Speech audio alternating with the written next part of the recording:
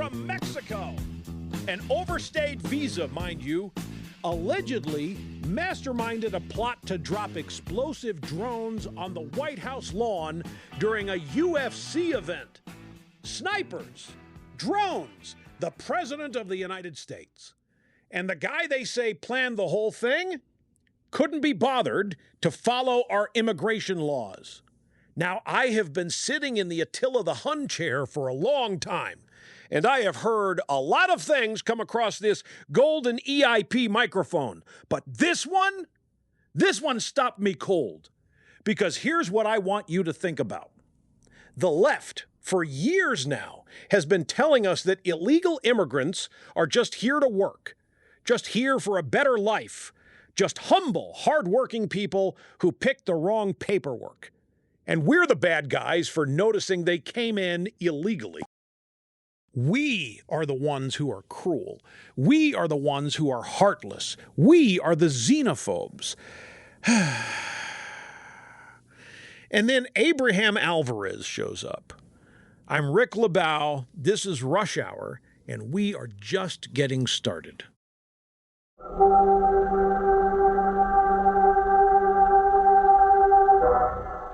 All right, my friends, let's get into this, because there is a lot here. So, Abraham Alvarez, DHS has confirmed, this is not speculation, this is not some fever dream from a right-wing blogger. This is the Department of Homeland Security, confirmed that this man is a Mexican national who overstayed his visa. He is in the country illegally, and according to federal authorities, he was the ringleader, the organizer, the guy who planned, directed, and was setting into motion a plot to attack the UFC Freedom 250 event at the White House with explosive drones and snipers. Let that sit for a moment. Explosive drones and snipers targeting the White House lawn during a public event with the President of the United States in the vicinity. Now, I want to ask you something. Think about how many times we were called paranoid. We were called nativists. We were called fearmongers. Every time someone on our side said, look, open borders have consequences, we got the full treatment. The pearl clutching, the righteous indignation. How dare you imply that immigrants are dangerous? That's a racist dog whistle. That's beneath the dignity of... Yes. We've heard the speech. We've heard it so many times, some of us could give it ourselves at this point, with all the right pauses and everything. And here's the thing, folks. Here's what the drive-by media will do with this story. Watch. They'll cover it for one news cycle, maybe. They'll bury it on page 14. They'll refer to Alvarez very carefully, very, very carefully, as an undocumented man, or a migrant, or my personal favorite, a man with an immigration status. An immigration status. As if we all just have an immigration status of some variety, and his just happens to be illegal. They will not, and I'd bet every nickel that's been generated by the Excellence in Podcasting Network, they will not connect this story to any broader argument about border security. They will treat it as an isolated incident, a random event, could have happened to anyone, could have been anyone, really, right? No, it couldn't have. Because here's the thing about the open borders crowd. Their entire argument depends on you never asking what happens when it goes wrong.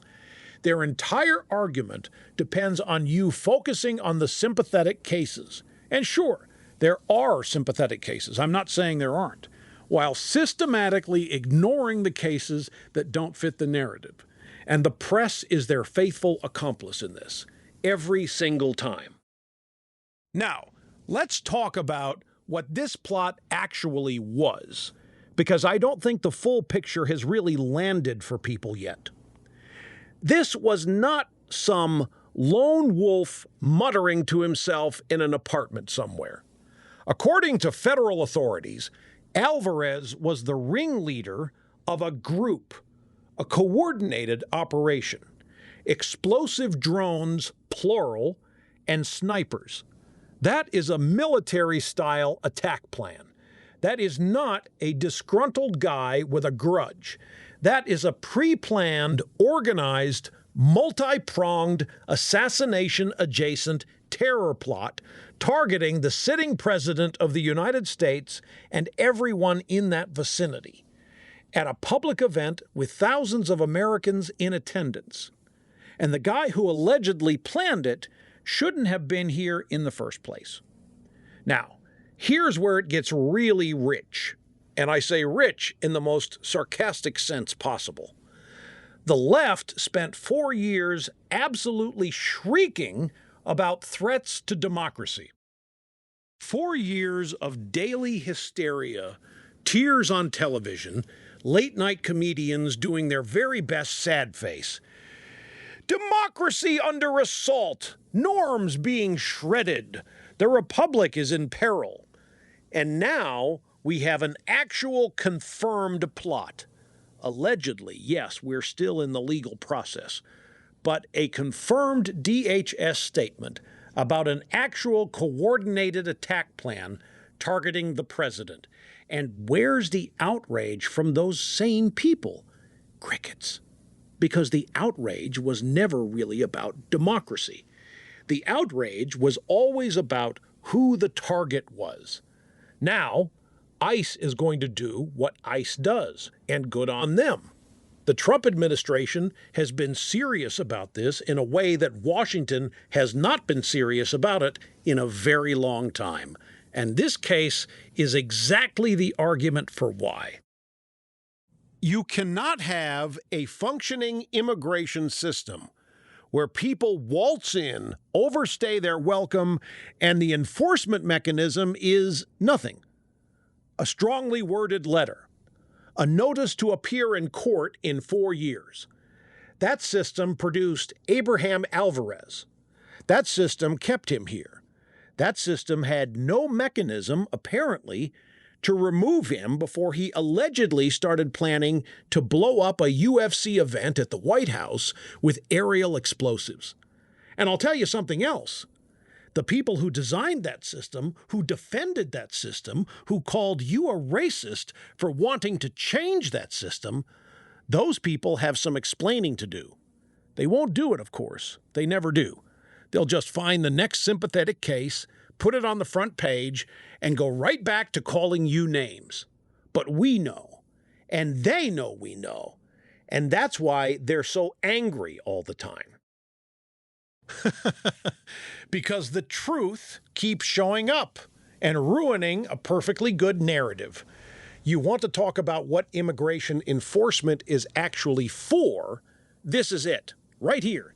This is the case study. Not because every illegal immigrant is a terrorist. That's not what I'm saying, and you know that.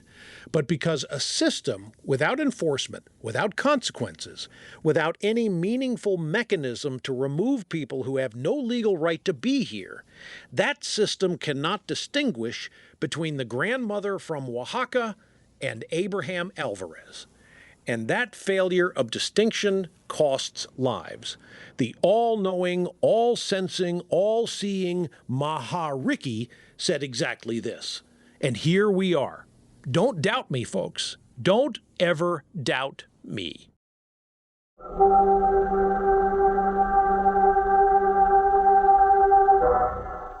All right, the roundup. Rapid fire. Let's go. We've got plenty to get to. First up, the Iran deal. Trump signed a memorandum of understanding with Iran at the Palace of Versailles. Yes, Versailles. The man has a flair for the dramatic, and I respect it enormously.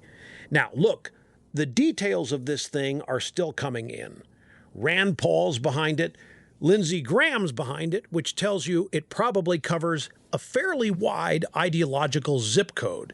Even Mark Warner, Senator Mark Warner of Virginia, Democrat, says he's glad the deal is happening. though he did feel the need to add that it puts us in a weaker spot. Well, thanks, Mark. Glad you're glad, I suppose. Now, the critics, and there are critics. Ted Cruz has been making noise, though apparently Don Jr. had some words for him about using bad information.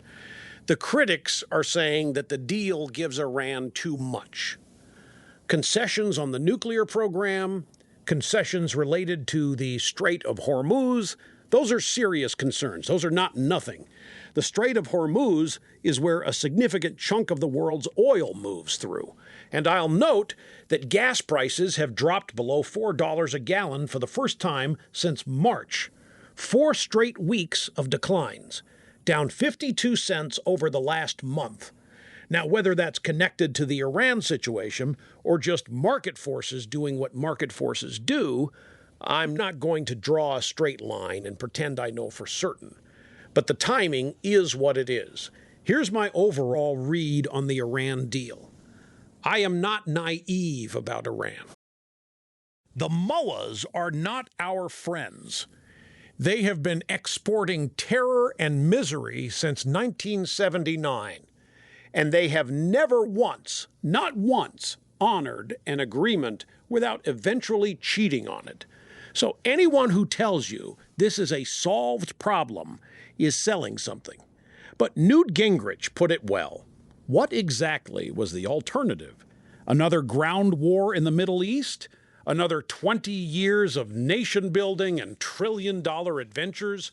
The American people do not have the stomach for that. And frankly, neither do I. So if Trump can get something that keeps the strait open and slows down the nuclear clock without putting American boys in the desert, I'm willing to watch and see. Cautiously, very cautiously. The proof will be in whether Iran actually complies. And history says prepare yourself for disappointment. But we'll see. We'll keep watching. Second story. Baseball, America's pastime. The San Francisco Giants. Players on that team wrote Bible verses on their Pride Month hats, the kind of hats that MLB itself mandated they wear. And MLB, Major League Baseball, responded by threatening to discipline those players. Now, let me get this straight. In 2020, Major League Baseball celebrated really, players kneeling, players wearing BLM messaging, players putting social justice slogans on their helmets and jerseys and whatever else they wanted. The league was all in. Nobody got disciplined. Nobody got a strongly worded letter from the commissioner. It was brave. It was stunning. It was a beautiful act of corporate solidarity with the movement, we were told. But write a Bible verse on a hat? That is where the line is? That is the thing that requires the heavy hand of league authority? Folks, I find this more amusing than anything else because it is such a perfect illustration of exactly what we've been saying for years. The rules only apply in one direction. The inclusion is conditional. You are included as long as you agree. The moment your expression of faith conflicts with the approved orthodoxy of the month, you will be dealt with. The players should hold firm, and the people running baseball should be embarrassed. Though I suspect they're not, because embarrassment requires a degree of self-awareness these institutions have long since abandoned. And last, quick one, Pete Hegseth in Brussels announcing a 6-month review of U.S. troop posture in Europe. He's calling it NATO 3.0, and he is pressing the European allies hard to take primary responsibility for their own defense. Good. This is long overdue. I am tired. I have been tired for years of the American taxpayer underwriting the defense of nations that turn around and lecture us about our values, about our politics, about our culture, while spending their own money on social programs and high-speed rail and whatever other delights the European welfare state currently offers. If Germany wants to be defended, Germany can pay for it. If France wants American troops on the continent, France can start pulling its weight. The idea that America is obligated in perpetuity to be Europe's security blanket while Europe builds its regulatory superstate and looks down its nose at us, that arrangement is finished. And Hegseth saying so out loud in Brussels to their faces is exactly the right move. The Europeans will complain. They always complain. And then they'll pay up. Because they know, at the end of the day, what the alternative looks like.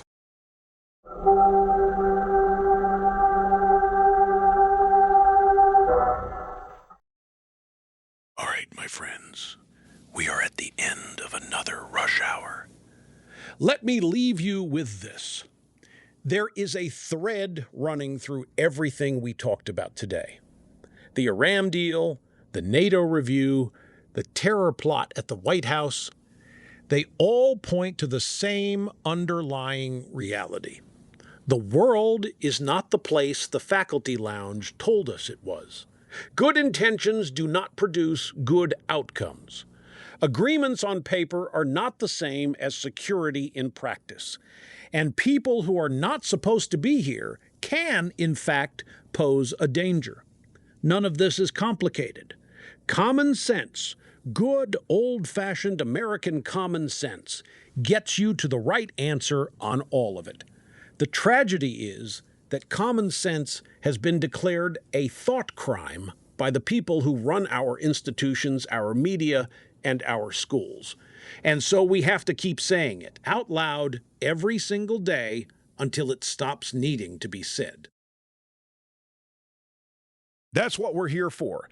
This is a country worth fighting for, worth telling the truth about, and worth showing up for every single day.